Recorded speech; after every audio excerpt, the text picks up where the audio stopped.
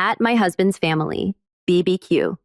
His sister laughed if you vanished tomorrow, nobody would even notice. Everyone thought it was hilarious. So I quietly walked away, cut contact and disappeared from their lives until they realized just how much they'd lost. I moved out that night, cut contact and vanished. A year later there. Who's forgotten? Now I'm Vanessa, 34, and despite 7 years of marriage to Gregory, I've always felt like an outsider in his family. Last summer at their annual barbecue, I hoped things would finally be different. Gregory's sister Amanda had other plans. While everyone gathered around the picnic table, I tried sharing news about my graphic design work. Amanda interrupted with a smirk. If you disappeared tomorrow, no one would even notice. The table erupted in laughter. Even Gregory. I just raised my hot dog, locked eyes with her and said, "Challenge accepted." I moved out that night. What happened when I reappeared a year later? Gregory and I met during our final year at university. I was studying graphic design while working part-time at a local coffee shop to pay tuition. He was completing his business degree, fully funded by his parents. We connected when he came in for a late-night study session and started chatting about the book I was reading behind the counter. Our romance was a whirlwind. Within 3 months, we were inseparable. By graduation, he proposed with a ring that cost more than my entire student debt. I was swept away by his charm, intelligence, and what I perceived as genuine love. When we married a year later, I thought I was entering not just a partnership, but a new family. The Caldwells were everything my family wasn't. Affluent, well-connected, and tight-knit in their own particular way. Richard, Gregory's father, built a successful marketing firm from the ground up. Patricia, his mother, managed their social calendar with military precision while serving on 3 charity boards. Amanda, his sister, followed in their father's footsteps, already a junior executive at his company. By 27, Michael. The younger brother was the family rebel who still somehow landed a cushy job at his uncle's investment firm. My own background couldn't have been more different. Raised by a single mother who worked 2 jobs, I grew up understanding the value of a dollar and the dignity of hard work. My sister Olivia and I shared a bedroom until I left for college. Holidays meant homemade gifts and potluck dinners with neighbors. When I first visited the Caldwells' sprawling colonial home, I felt like I'd stepped onto a movie set. The class differences were subtle but persistent. Patricia would compliment my crafty design work as if it were a cute hobby, rather than my profession. Richard would explain basic business concepts to me at dinner. Despite my having run my own freelance business for years before meeting Gregory, Amanda would helpfully correct my pronunciation of wine varieties or designer names, always with a saccharine smile. "They mean well," Gregory would say. Whenever I brought up these microaggressions, "Amanda's just trying to help you fit in. That's how she shows love." But Amanda's love felt more like a slow poison. At our wedding, she gave a maid of honor speech that included several stories about Gregory's ex-girlfriends. When we announced we were buying our first home, she questioned if the neighborhood was really the right fit for a Caldwell. When I landed a major client, she wondered aloud if they hired me because of Gregory's family connections. Despite this, I tried. God, how I tried. I volunteered for Patricia's charity events. I referred clients to Richard's firm. I remembered everyone's birthdays with thoughtful gifts. I laughed at their inside jokes, even when they stung. I dressed differently for family gatherings, adopted their vernacular, and swallowed my working-class pride when conversations turned to vacation homes and boarding schools. For the first few years, I maintained my freelance design business, building a modest client list and gaining some recognition in local circles. Then Gregory received an opportunity to expand his division at work if he was willing to travel extensively. Without discussion, it was assumed I would scale back my career to manage our home life. My business dwindled to a few loyal clients as I became increasingly isolated, my world narrowing to Gregory's intermittent presence and his family's judgmental orbit. Last spring, I miscarried at 11 weeks. The physical pain was excruciating, but the emotional aftermath was worse. Gregory was in Chicago for a conference. He offered to come home but seemed relieved when I said I could manage. Patricia sent flowers with a note that said, "Perhaps it's for the best until you're more settled." Amanda suggested that stress from trying to maintain your little business might have been a factor. Only Olivia came to stay with me for a week, bringing homemade soup and sitting with me through tears-soaked nights. The contrast between her genuine care and my in-laws' clinical distance cracked something fundamental in me, but I buried it deep. Another disappointment to swallow in service of maintaining family harmony. By the time the annual summer barbecue rolled around, I was a diminished version of myself. My design work had become mechanical. My friendships had atrophied, and my marriage felt increasingly like a performance. Still, I held on to a fragile hope that things could improve, that I could somehow earn genuine acceptance from the family I had married into 7 years ago. The Caldwell Summer Barbecue was a neighborhood institution. Patricia spent weeks planning the menu. Richard showcased his collection of grilling gadgets, and dozens of family friends and business associates milled about their perfectly manicured lawn. It was the event where family status was displayed and reinforced, where loyalties were confirmed and outsiders were identified. And despite my years of marriage to Gregory, I remained firmly in the outsider category. The morning of the barbecue, I spent 3 hours making my grandmother's strawberry shortcake, the one dessert that had received genuine compliments in previous years. Gregory was busy on calls finalizing details for his upcoming business trip to Tokyo. When it was time to leave, he rushed me out the door, concerned about being fashionably late versus actually late. Remember Dad's unveiling his new imported smoker today? He reminded me as we drove. Try to act impressed, even if you don't get why it's a big deal. I nodded, clutching my dessert carrier on my lap. My sundress bought specifically to match Patricia's preferred casual elegance dress. Coat already felt tight across my shoulders. The Caldwell home bustled with activity when we arrived. Caterers weaved through groups of guests delivering appetizers. Richard stood centered on the ghee patio, surrounded by admiring friends as he demonstrated his new smoker. Patricia floated from cluster to cluster, her laugh tinkling like expensive crystal. Finally, Amanda called out, spotting us as we entered through the side gate. She air-kissed Gregory, then gave me a quick once-over. "Vanessa, that dress is so cheerful. The kitchen's getting crowded, but I'm sure you can find somewhere to put your contribution."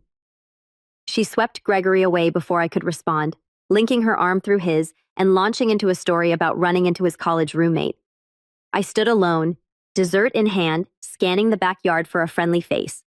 I made my way to the kitchen where Patricia was directing the catering staff with precise instructions. "Oh, Vanessa, dear," she said, noticing me hovering in the doorway. "You didn't need to bring anything. We have the patisserie handling desserts."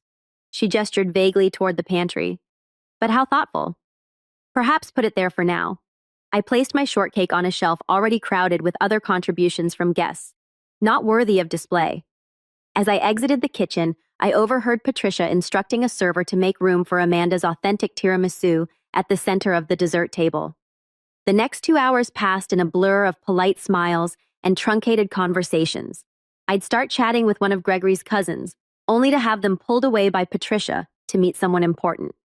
I offered to help set up the buffet line, but was told the caterers had a system I tried, joining a conversation about recent films but couldn't get a word in edgewise. Michael's wife Charlotte received entirely different treatment despite being married into the family for only 2 years. Patricia proudly introduced her to everyone as our Charlotte. The pediatric surgeon, Amanda, included her in reminiscences about family vacations she couldn't possibly have attended. Even Richard, who rarely engaged with in-laws, asked detailed questions about her work. The contrast wasn't lost on me, nor was the irony that Charlotte looked as uncomfortable with the attention as I was with the lack of it. When lunchtime arrived, Gregory reappeared at my side, having spent the morning deep in conversation with his father's business associates. "Having fun?" he asked, not waiting for an answer before guiding me toward the elaborate buffet line. We filled our plates and joined the main table on the patio. I ended up seated between Gregory's elderly Uncle Frank, who was hard of hearing, and a space left open for Amanda, who was still serving herself. Gregory sat across from me, already engrossed in conversation with Richard about Japanese business etiquette. Amanda finally arrived, setting her meticulously arranged plate down and instantly commanding attention with an anecdote about a celebrity she'd spotted at her gym. Charlotte asked appropriate questions. Patricia beamed with pride. Even Frank shifted to hear her better. During a brief lull, I saw my opportunity. "I just finished a branding project for that new bakery downtown," I offered. "They're having their grand opening next weekend." Amanda's eyes narrowed slightly. "How nice is that, the place with the tacky neon sign? I drove past it yesterday. The signage is actually vintage-inspired," I explained. "The owners wanted to honor the building's history as one of the first." "If you disappeared tomorrow," Amanda interrupted with a theatrical sigh, "no one would even notice. That's how boring this conversation is. The table erupted in laughter. Patricia tittered behind her napkin. Richard guffed. Even. Gregory chuckled, reaching for his beer. Frank, who likely hadn't heard the comment, joined in automatically. Sound surrounded me like cold water, shocking my system. I felt simultaneously hypervisible and completely invisible. My face burned, but my hands turned ice cold. In that moment, 7 years of accumulated slight crystallized into perfect clarity. Didn't cry. I didn't storm off. I didn't create a scene that would later be recounted as evidence of my emotional instability. Instead, I raised my hot dog in a mock toast, met Amanda's gaze directly, and said clearly, "Challenge accepted." A brief, confused silence fell over the table. Amanda's smile faltered slightly. Gregory looked between us, sensing something had shifted but unable to identify what. Then Patricia chirped, "Who's ready for Richard to carve the brisket?" And the moment passed. For the remainder of the afternoon, I observed rather than participated. I watched how easily they all moved through their world of assumed privilege and belonging. I noted how Gregory seamlessly blended with his family, while occasionally throwing me an absent smile. I cataloged every slight, every exclusion, every moment I was spoken over or around. Most importantly, I listened to the quiet voice inside me that had been whispering for years. Now finally loud enough to hear, "You deserve better than this." By the time we gathered our things to leave, my decision was made. The only question remaining was how to implement it. The drive home from the barbecue stretched in silence. Gregory checked emails on his phone, occasionally reading aloud snippets about his Tokyo trip. I stared out the window, mental calculations already running beneath my outward calm. When we reached our driveway, he finally seemed to notice my unusual quiet. "Everything okay? You've been off since lunch?" I considered my words carefully. Amanda's joke about me disappearing? "Did you think that was funny?" Gregory sighed, unbuckling his seatbelt. "Don't start with this again. Amanda was just being Amanda. You know how she gets at family gatherings?" "You laughed," I said simply. "It was a joke, Vanessa. Not everything needs to be analyzed to death." He got out of the car, effectively ending the conversation. That night, as Gregory slept soundly beside me, I stared at the ceiling, replaying not just the day's events, but the entire trajectory of our marriage. I thought about the bright, ambitious designer I'd been when we met. I remembered how confidently I'd handled clients, how passionate I'd been about my work, how deeply I'd connected with friends. Somewhere along the way, I'd started believing the subtle message the Caldwells had been sending, that I was lucky to be among them, that my inclusion was conditional upon my compliance, that my worth was determined by their assessment. I slipped out of bed at 2:00 a.m. and padded to my home office. I opened my laptop and began methodical research: bank accounts, apartment listings in Seattle, where Olivia lived, transportation options. By dawn, I had a rudimentary plan. Gregory left for a morning golf game with Richard, kissing me absently on his way out the door. The moment his car pulled away, I began executing my plan with surprising clarity. First, I called Jessica, my college roommate who had remained loyal despite my increasing isolation. "I need a massive favor," I said when she answered. "Name it," she replied without hesitation. "I'm leaving Gregory today. Can you come help me pack the essentials 2 hours later?"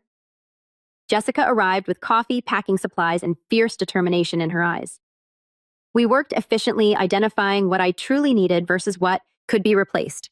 Clothes, personal documents, irreplaceable mementos, and my design equipment took priority. "I can store whatever doesn't fit in your car at my place," Jessica offered carefully, wrapping a framed photo of my mother and me. While Jessica organized the physical items, I handled the financial separation. I transferred exactly half of our joint savings into my personal account, not a penny more. Despite the temptation, I paid my share of the monthly bills that were due. I made a list of subscriptions and services to transfer or cancel. By mid-afternoon, my car was packed with the distilled essence of my life. Jessica hugged me fiercely before getting into her own vehicle. "Call me when you're settled for the night." And Vanessa, I'm proud of you, alone in what had been our home for 5 years. I wrote Gregory a letter. I kept it simple, stating that I needed time away to reevaluate our marriage. I explained that I had taken only what was indisputably mine and had contributed to outstanding bills. I asked for space and no contact while I sorted through my feelings. I did not share my destination. As a final act, I removed my wedding ring and placed it atop the letter on the kitchen counter.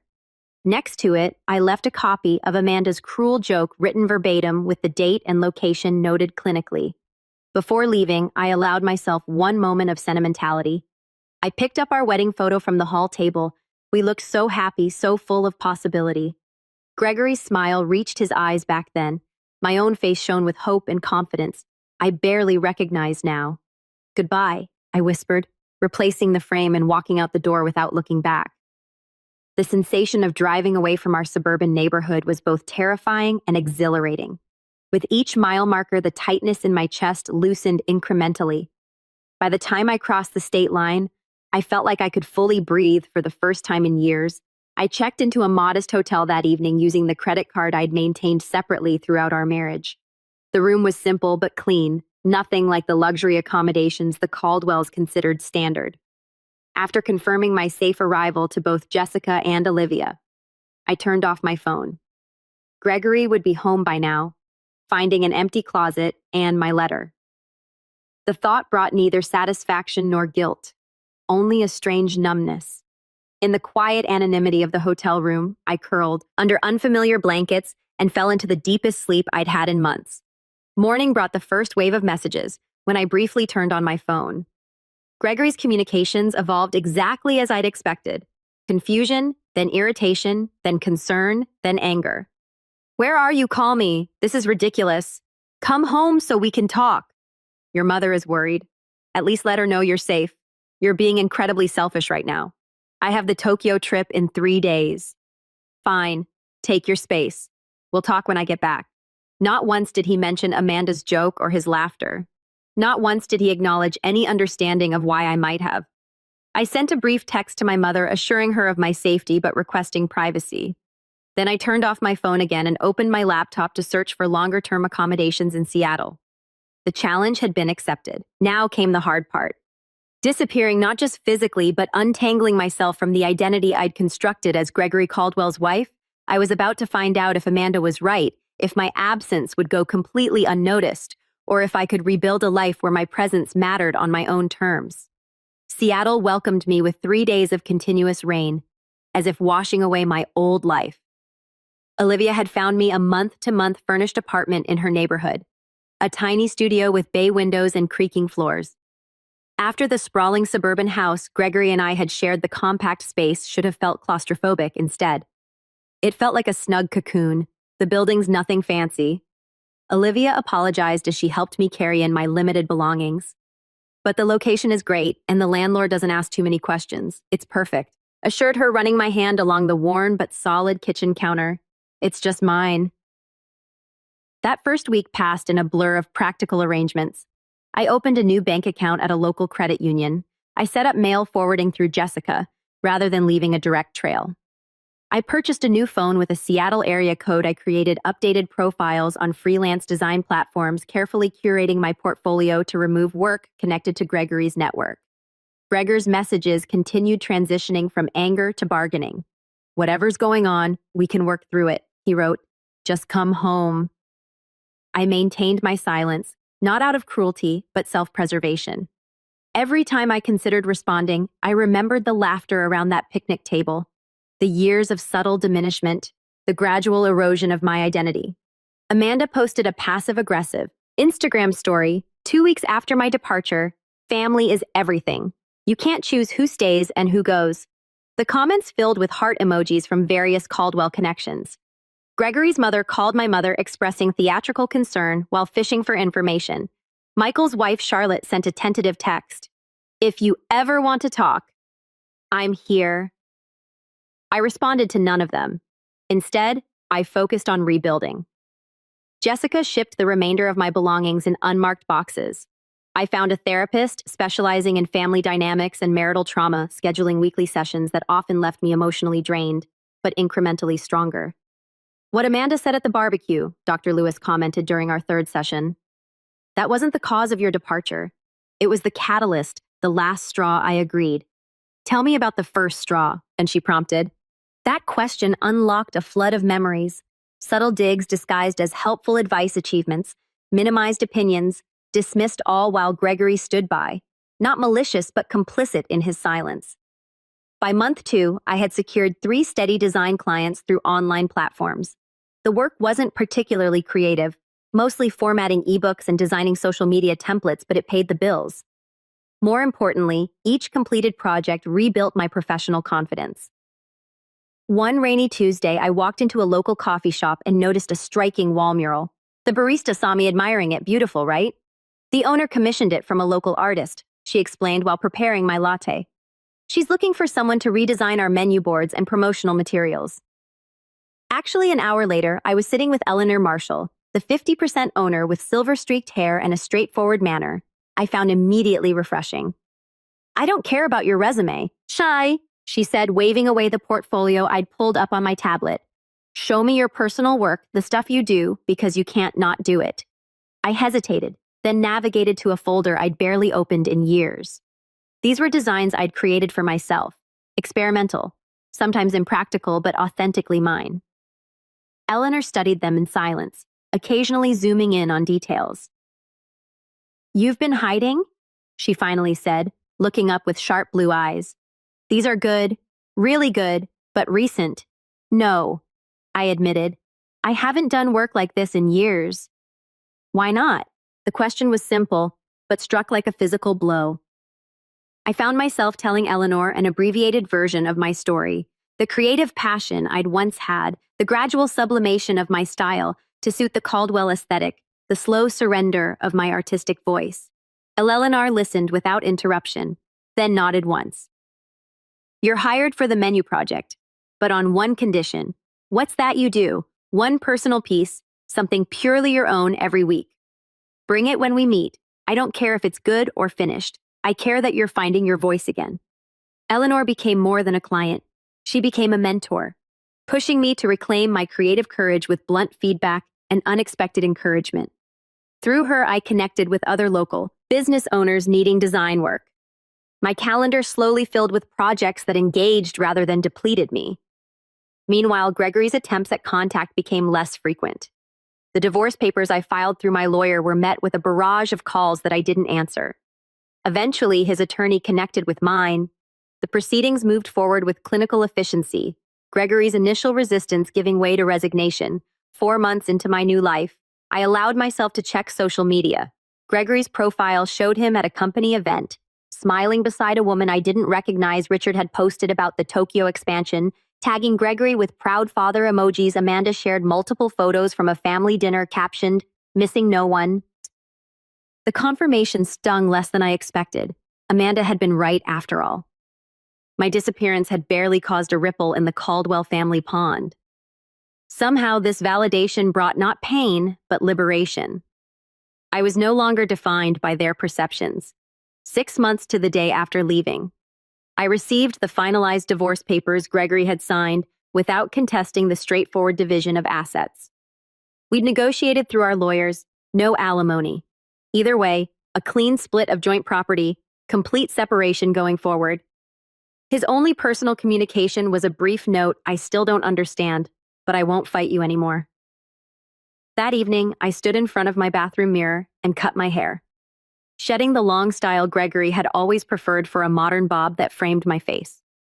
The woman who stared back seemed both familiar and new thinner, perhaps with faint lines around her eyes, but with a clarity of gaze I hadn't seen in years. By month 8, my design business had expanded enough to require a small workspace outside my apartment. I rented a desk in a cooperative creative studio surrounded by other independent artists and entrepreneurs.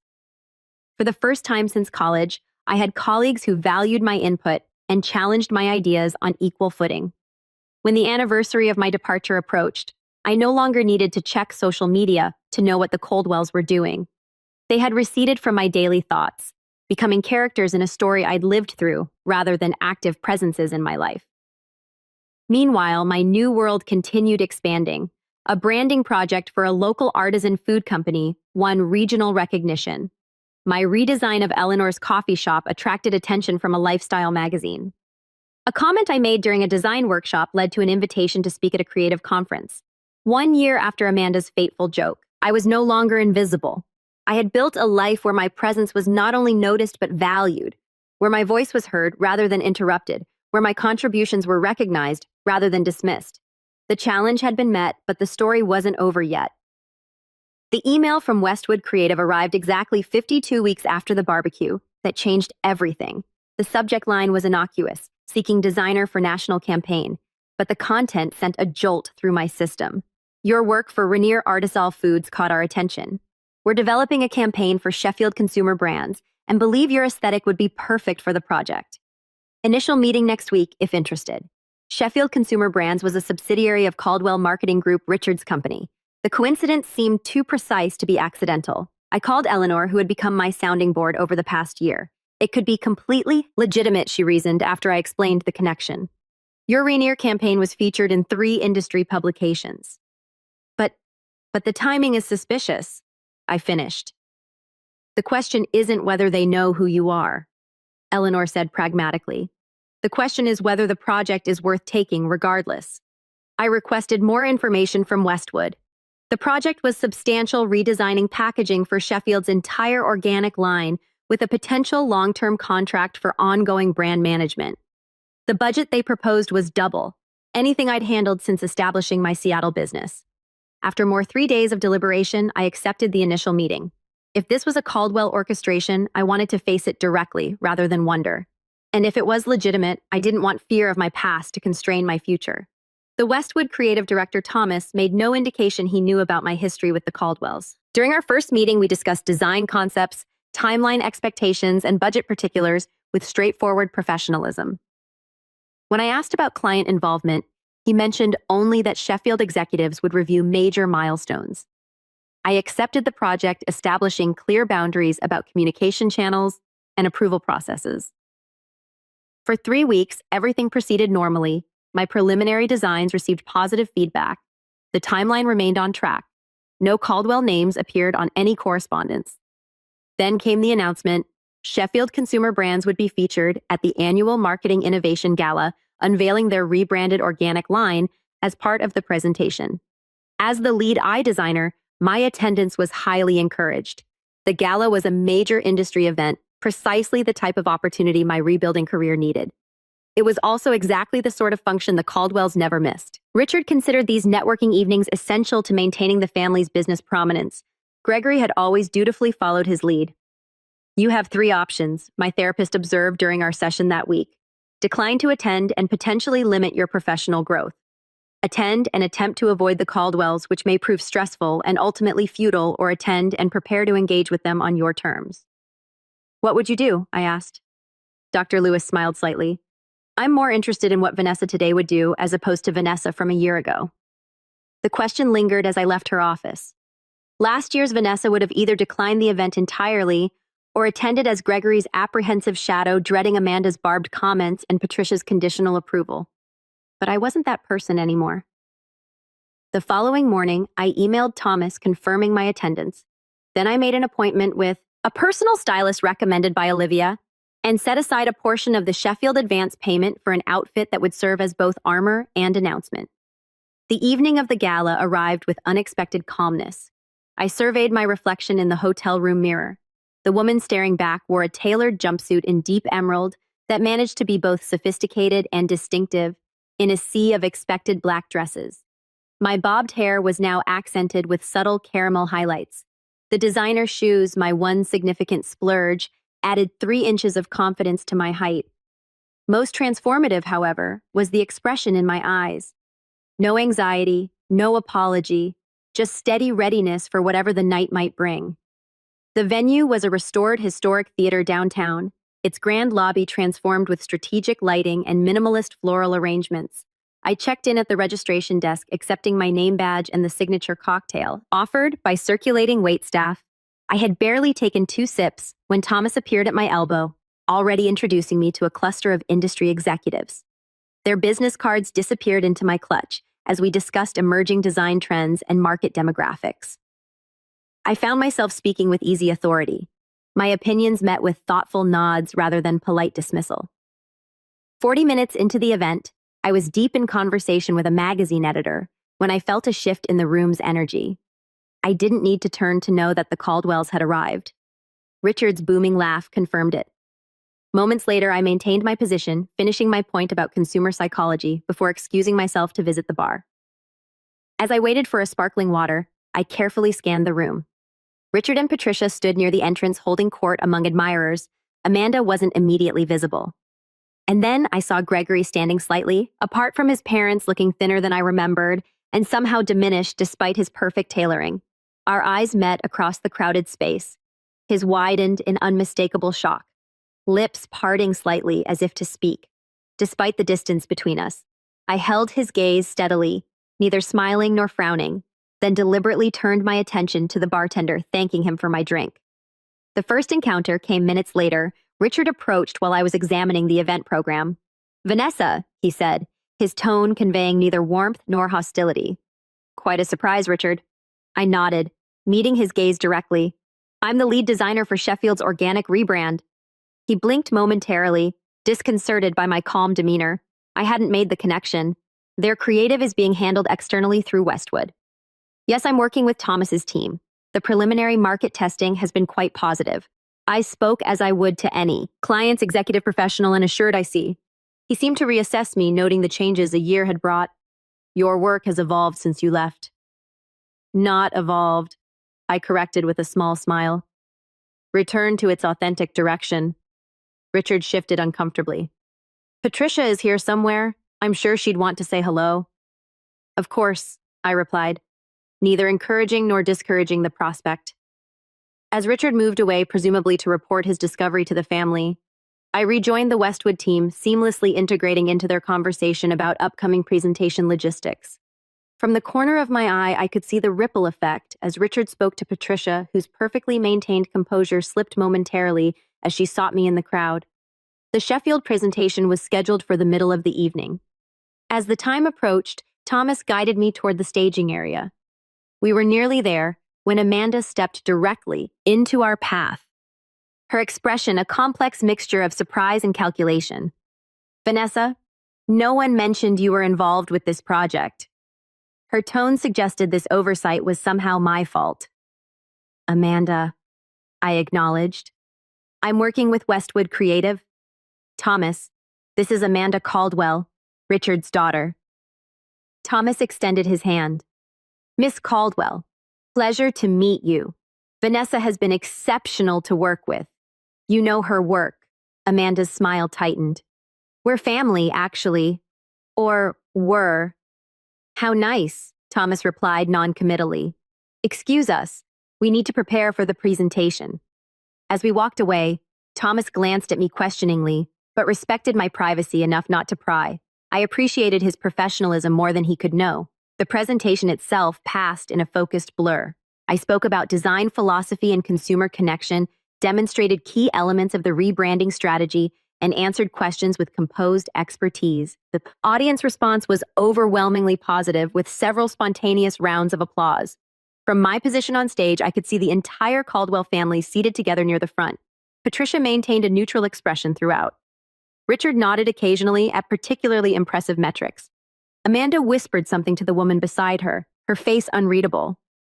Gregory watched me with undisguised intensity, his eyes never leaving my face. After the formal presentation concluded, I was immediately surrounded by attendees with questions and compliments. Business cards were exchanged, potential opportunities mentioned, connections established. This professional validation, earned entirely through my own merit, felt like the sweetest possible vindication. Eventually, the crowd thinned as people moved toward the dinner portion of the evening. I was gathering my presentation materials when Gregory finally approached alone. "You look well," he offered, hands tucked awkwardly in his pockets.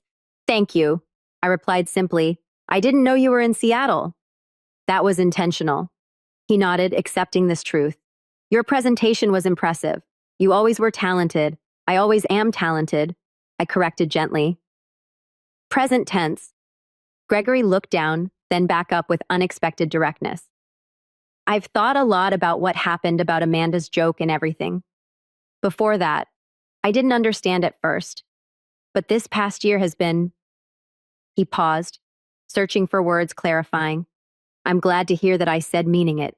I miss you," he admitted quietly. The words hung between us, once so desperately desired. but now arriving too late.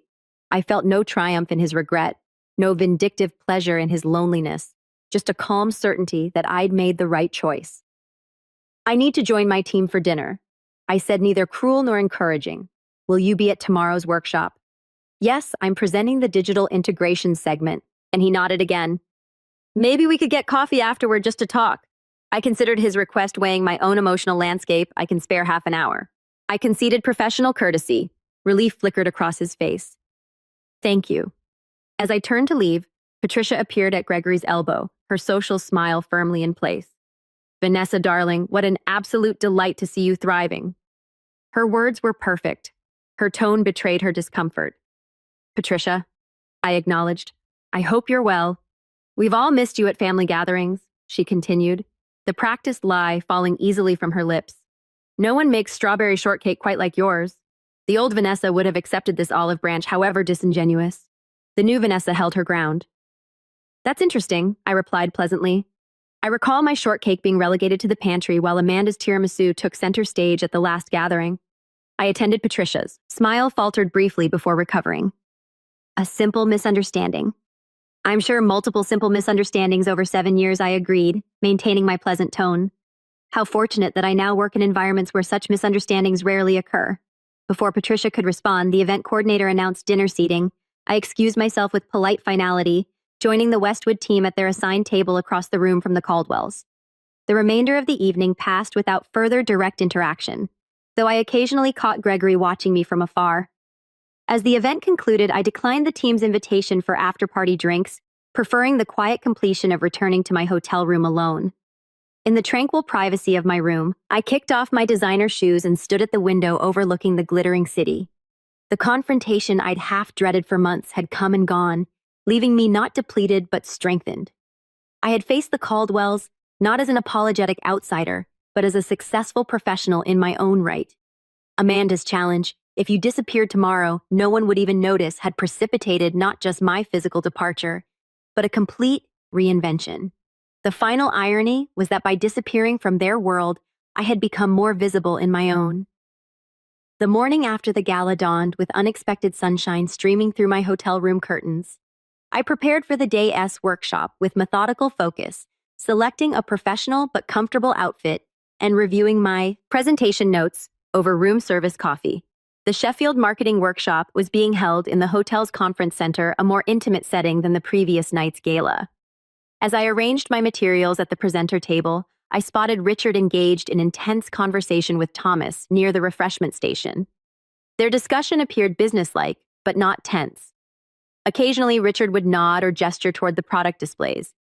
Attendees gradually filtered in, networking over pastries and coffee before finding seats. I was reviewing my slide deck one final time when Amanda entered, scanning the room with calculated casualness until her gaze landed on me. After a moment's hesitation, she approached, coffee cup clutched perhaps too tightly. Good morning, as she offered, her tone carefully neutral. Thomas speaks very highly of your work. Thomas is an excellent creative director, I replied. The entire Westwood team has been exceptional. Amanda shifted her weight slightly. I didn't realize you'd established yourself in Seattle. Your presentation last night was impressive, coming from Amanda. This reluctant acknowledgement was practically effusive praise. I thanked her with simple courtesy, neither overreacting to the compliment nor dismissing it. Father is considering bringing the entire Sheffield account in-house after this campaign. She continued, watching me closely. He's been impressed with the direction. I understood the subtext immediately. If Sheffield became a direct Caldwell marketing client, my work would either disappear or be attributed to their in-house team. The old insecurity flickered briefly before I extinguished it. That would be Richard's prerogative as Sheffield's parent company, I said evenly. However, Westwood has contractual provisions regarding creative attribution that are quite specific. Thomas is particularly careful about protecting his designer's work. Amanda's expression tightened almost imperceptibly. Before she could respond, the workshop facilitator called for everyone to take their seats. Our conversation ended with mutual professional nods, a far cry from our last interaction over hot dogs and cruel jokes. The morning sessions proceeded efficiently with presentations on market analysis and consumer demographics. My segment on digital integration strategies was scheduled just before the lunch break. As I took the podium, I noticed Gregory slipping into the back of the room, clearly having timed his arrival for my presentation. I delivered my content with confident expertise, demonstrating how the packaging designs incorporated augmented reality features and seamlessly connected to the broader digital ecosystem. The question period afterward was lively with engaged participants and thoughtful discussion. When Richard himself asked about implementation timelines, I answered with specific benchmarks already agreed upon with the Sheffield team. As attendees broke for lunch, Gregory made his way toward me, but was intercepted by a Sheffield executive with urgent questions. I used the opportunity to step outside for fresh air. Needing a moment away from the Caldwell gravitational pull, the hotel's courtyard garden provided a quiet respite. I just settled on a bench when Patricia appeared on the pathway, her expression suggesting our meeting wasn't accidental. "You've always had excellent timing for escapes," she observed, smoothing her skirt as she sat beside me. "Uninvited." "I prefer to call it recognizing when I need space," I replied. Patricia studied me with new attention. "You've changed. I've reverted." I corrected to the person I was before I started trying to fit into spaces that weren't designed for me. She sighed lightly. "Families are complicated, Vanessa, especially established ones like ours. There are expectations, traditions, ways things have always been done. I'm aware I spent 7 years observing those traditions, 7 years trying to meet those expectations. Perhaps we weren't always as welcoming as we could have been," Patricia conceded, the closest thing to an apology I'd ever heard from her. "But disappearing without a word was rather dramatic, don't you think?" I turned to face her directly. I left a detailed letter for Gregory. I ensured all financial obligations were properly handled. I made a clear adult decision to remove myself from a situation that had become harmful to my well-being. There was nothing dramatic about it. "Gregory was devastated," she countered. "Gregory was inconvenienced," I corrected gently. "There's a difference." Patricia's perfectly maintained facade cracked slightly. "You have no idea what this past year has been like for him, for all of us." "You're right," I acknowledged. "Just as you have no idea what the previous 7 years were like for me." We sat in tense silence for a moment before I continued. "But I'm not interested in exchanging pain metrics. Patricia, that's not why I'm here. I'm here because I'm good at what I do and my work has value to Sheffield's campaign." Something shifted in Patricia's expression. Not quite respect, but perhaps a new awareness. "You always were stubborn." "Determined," I countered with a small smile. Another distinction worth noting. As we headed back toward the conference center, Patricia asked an unexpected question. "Will you be at the closing dinner tonight?" "Yes, Westwood has a table." She nodded thoughtfully. "The salmon is usually excellent." It was such a normal, mundane observation, the kind mothers-in-law typically share with daughters-in-law, that it momentarily disoriented me. I murmured agreement as we rejoined the workshop, separating to our respective tables. The afternoon sessions focused on implementation strategies. I participated actively but maintained professional distance, neither seeking nor avoiding the Caldwells. As the workshop concluded, Gregory finally managed to approach me directly. "Still up for coffee?" he asked, a hint of uncertainty in his voice. "Yes," I agreed. "There's a shop in the lobby." We walked together in silence, the familiarity of his presence beside me, both strange and nostalgic. Once seated with our drinks, his usual Americano and my latte ordered without need for discussion, the awkwardness intensified. "Seattle suits you," he finally offered. "It does," I agreed. "The creative community has been welcoming." Gregory traced the rim of his cup. "I've been in therapy since you left." Dad thought it was unnecessary, but he shrugged. "It's been helpful." This surprised me. Gregory had always dismissed therapy as paying someone to tell you what you want to hear. I'm glad I said sincerely. "My therapist helped me understand some things about our marriage, about my family." He met my eyes directly about how I failed to see what was happening to you because it was easier not to. The acknowledgement was unexpected and disarming. For a moment, I glimpsed the man I had fallen in love with, thoughtful, capable of growth, willing to examine himself. "Thank you for saying that," I replied quietly. "I didn't stand up for you," he continued. "Not against Amanda, not against Mom, not even against my own expectations that you would just adapt to whatever the family needed. No, you didn't. I confirmed without rancor. I thought a lot about that barbecue, about Amanda's joke and how everyone laughed. How I laughed. He swallowed hard. I keep thinking about what you said. Challenge accepted. I didn't understand then what you meant. And now I realize you were declaring independence from all of us. His voice held equal parts admiration and regret. We talked for nearly an hour longer than the half hour I'd allocated. Gregory shared how the family dynamics had shifted. In my absence, Amanda's increased criticism extending to his new girlfriend, Patricia's tightening control over family gatherings, Richard's disappointment when Gregory declined a promotion that would have required relocating. I'm seeing everything differently, he explained, like someone adjusted the contrast on a photo I've been staring at my whole life. When our coffee cups emptied, we both recognized the natural conclusion of our conversation. As we stood to leave, Gregory asked the question I'd been expecting. Is there any chance for us not right away? But eventually I considered his face once the center of my world. I felt affection, compassion, even a whisper of the old attraction, but the tether had been severed, not just by Amanda's joke or my departure, but by the year of growth that followed. I think we both needed to become different people.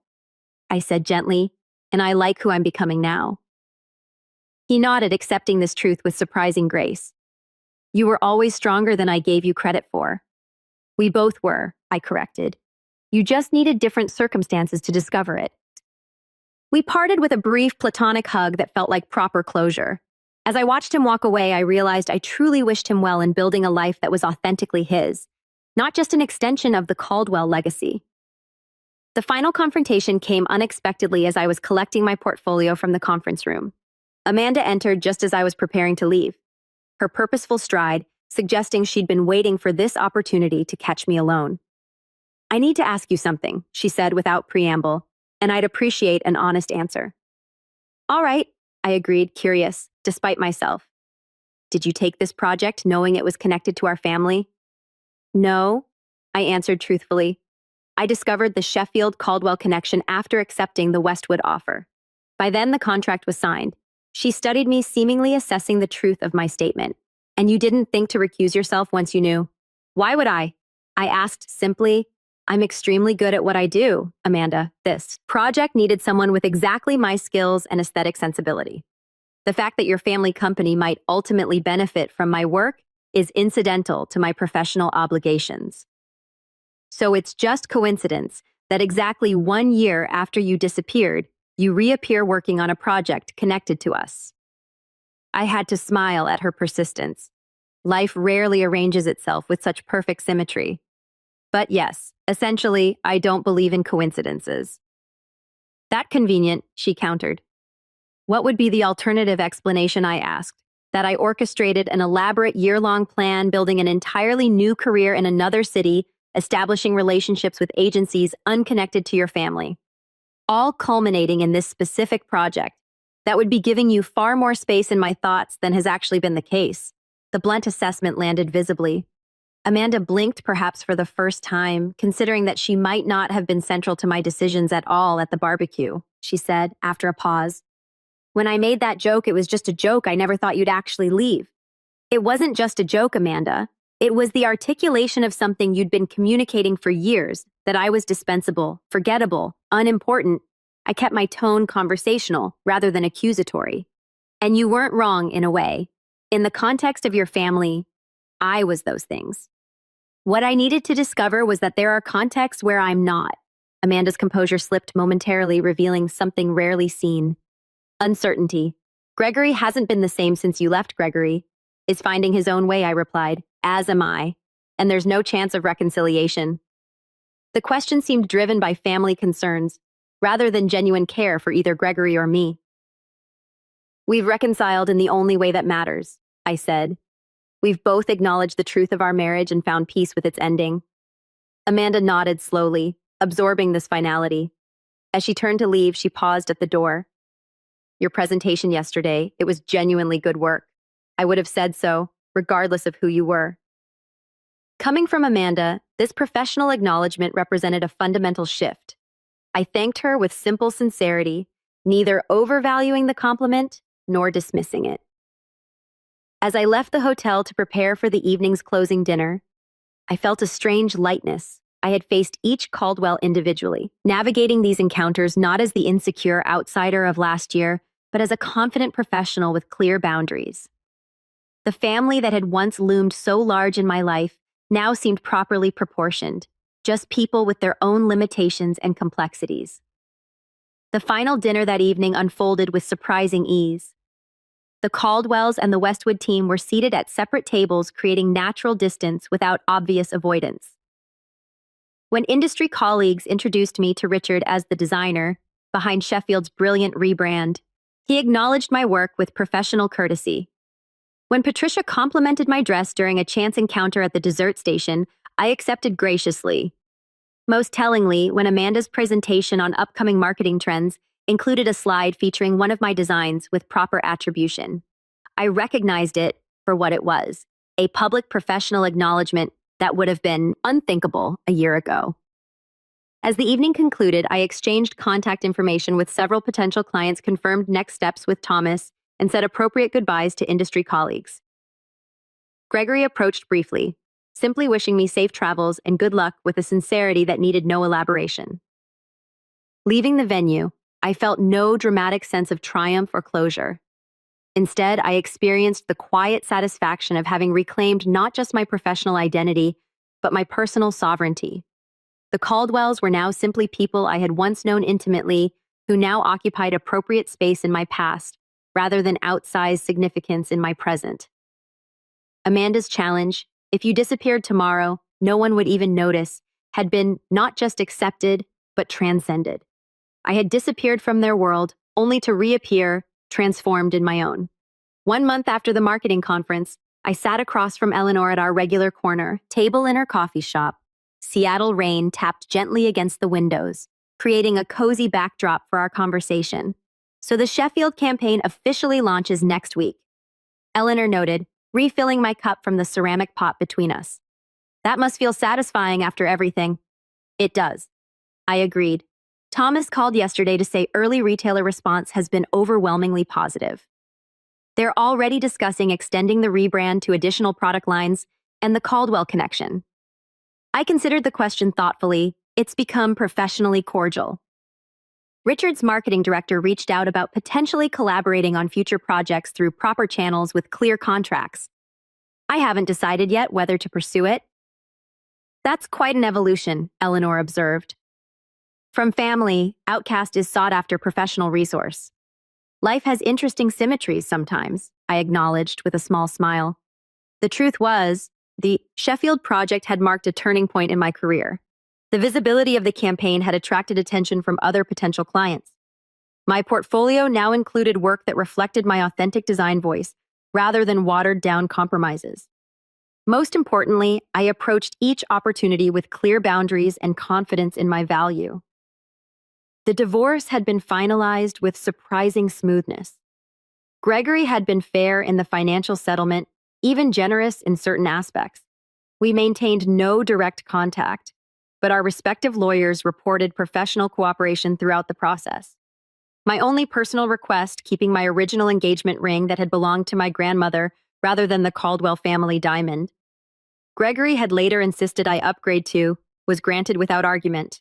My regular therapy sessions with Dr. Lewis continued, though we had reduced the frequency from weekly to bi-weekly. Our conversations had evolved from processing acute emotional trauma to exploring healthier patterns for future relationships and continued self-discovery. The interesting thing about healing, Dr. Lewis had noted in our last session, is that it's rarely a return to your previous state. It's a transformation into something new that incorporates the experience without being defined by it. This observation resonated deeply as I navigated my reconstructed life. I wasn't trying to recapture who I'd been before meeting Gregory. I was integrating that younger self's passion and confidence with the wisdom and boundaries hard-earned through difficulty. Jessica visited Seattle for a long weekend, marveling at the changes in both my external circumstances and internal landscape. "You laugh differently now," she observed during a hike through Discovery Park. "More from your belly, less from your throat." "That's oddly specific," I teased. "But accurate," she insisted. "You used to laugh like someone who needed permission. Now you laugh like someone who's giving herself permission." These subtle transformations accumulated gradually, I found myself speaking up in creative meetings without rehearsing my thoughts. First, I began dating casually. Nothing serious yet, but enjoying the simple pleasure of connecting with interesting people, without need for immediate definition. I joined a community garden and discovered unexpected joy in growing tangible living things. An unexpected development came in the form of a friendship with Charlotte Michael's wife. She reached out via professional email, ostensibly to inquire about design services for a pediatric clinic she volunteered with. Our initial coffee meeting evolved into genuine connection based on shared experiences as Caldwell outsiders and mutual professional respect. Amanda is actually taking parenting classes. Charlotte revealed during one of our lunch meetings she's pregnant and determined not to repeat family patterns. The news surprised me. Not just the pregnancy, but Amanda's self-awareness. That's encouraging. People can change when properly motivated. Charlotte observed, "The family dynamic shifted after you left, made some things visible that had been conveniently ignored. Whether my departure had been catalyst or merely coincidence, I took no particular credit for these evolutions. The Caldwell's journey was their own, just as mine was mine."